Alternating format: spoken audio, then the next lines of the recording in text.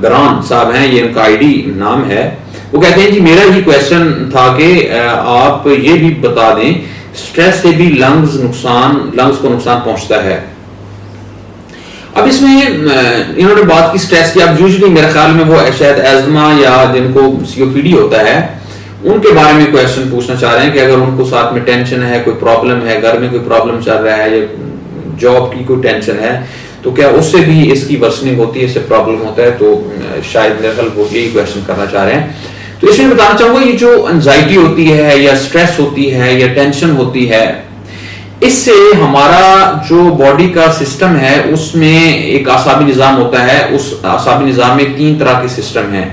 ایک سمپتھیٹک ہوتا ہے، ایک پیرا سمپتھیٹک ہوتا ہے، آٹونومک نروس سسٹم. تو اب جب بندہ کسی سٹریس میں ہوتا ہے یا ٹینشن میں ہوتا ہے یا پریشانی کسی میں ہوتا ہے تو اس سے جو ہمارا سمپتھیٹک سسٹم ہے وہ ایکٹیو ہو جاتا ہے.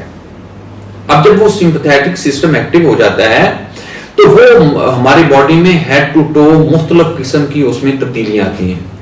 اس میں ہم بات کر رہے ہیں صرف لنگس کی کہ لنگس کو اب اگر ایک آدمی کو سانس کا پرابلم ہے پہلے سے چل رہا، اس سے برونکو کنسٹرکشن ہوتی ہے، یعنی سانس کی نالیاں کسی حد تک مکمل تو نہیں، کسی حد تک 10-20% تک برونکو کنسٹرکشن ہو جاتی ہے. سانس کی نالیاں تھوڑی سکڑ جاتی ہیں. کیوں سکڑ جاتی ہیں؟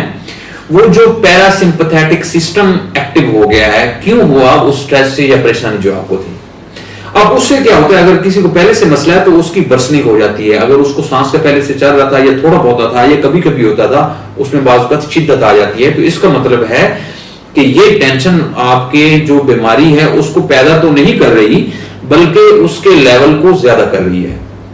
ایک بات. دوسری بات اس میں کہنا چاہوں گا کہ بہت سارے جو پیشنٹس ہیں اسپیشلی ینگ فیمیلز، ان میں یہ ڈیفرینشیٹ کرنا بڑا مشکل ہو جاتا ہے کہ کیا اس کو ہائپر وینٹیلیشن سنڈروم ایک ہوتا ہے جسٹ ٹینشن کی وجہ سے، کوئی سانس کا اپنا مسئلہ، لنگس کا کوئی مسئلہ نہیں ہوتا، لیکن کسی سٹریس کی وجہ سے پیشنٹ ہائپر وینٹیلیٹ کرتا ہے، سانس بہت زیادہ آ رہا ہوتا ہے اور اس کے ہاتھ پاؤں مڑ رہے ہوتے ہیں اور اس کو پسینے آ رہے ہوتے ہیں اور اس کو غنودگی بعض اوقات آ جاتی ہے، بعض اوقات پیشنٹ نیچے گر جاتی ہے. عام طور پر فیمیلز میں یہ ہوتا ہے.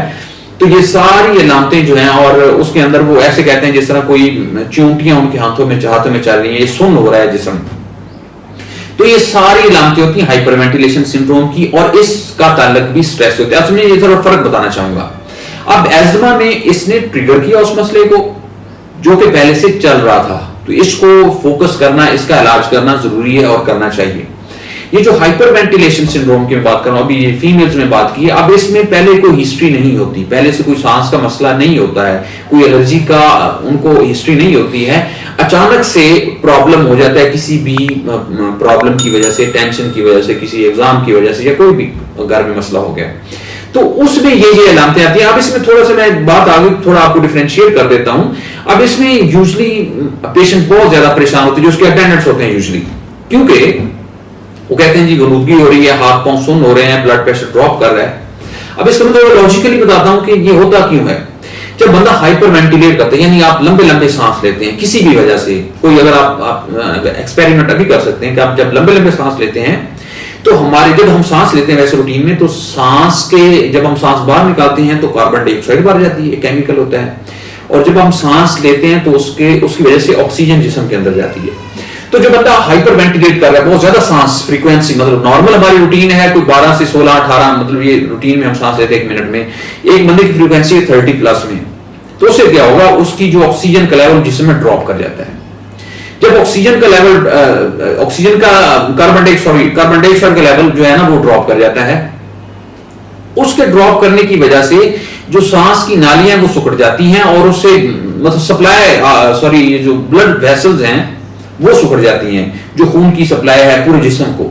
تو اس سے آپ کے ہاتھ پاؤں سونا ہونا شروع ہو جاتے ہیں، چکر آنا شروع ہو جاتے ہیں، کیونکہ بلڈ کی سپلائی اوپر برین کو اور جو ہماری ایکسٹریمٹیز ہیں ہاتھوں پاؤں کو، وہ سپلائی کم ہو جاتی ہے کیونکہ کاربن ڈائی آکسائڈ کا لیول کم ہو جاتا ہے. اس سے ویزو کنسٹرکشن ہوتی ہے اور اس سے وہ آپ کو ہاتھ پاؤں سونا ہونا شروع ہو جاتے ہیں اور یہ مسئلے مسائل. اب اس کا علاج کیا؟ اب اس کا علاج سمپل ہے کہ آپ پیشنٹ کو سونے دیں یا اس کو سلا دیں یا سونے والی کوئی میڈیسن دے دیں. تو اس کا یہ جو تمام مسائل ہیں یہ ٹھیک ہو جائیں. اس کے بعد اس کی جو سٹریس ہے اس کو فوکس کیا جاتا ہے یا آپ کسی سائیکیٹرسٹ کو دکھا کے اس کا حل کر سکتے ہیں. تو اس میں زیادہ پریشان ہونے کی ضرورت نہیں ہے کیونکہ یہ جو ریئیکشن آتا ہے یہ اس فینومینا کے نتیجے میں ہے جو اس کو ہائپر وینٹیلیٹ کر رہا ہے. تو اس طریقے سے یہ ایک علیحدہ ڈیزیز ہے, میں نے ایکسپلین کر دی چونکہ بات آ گئی.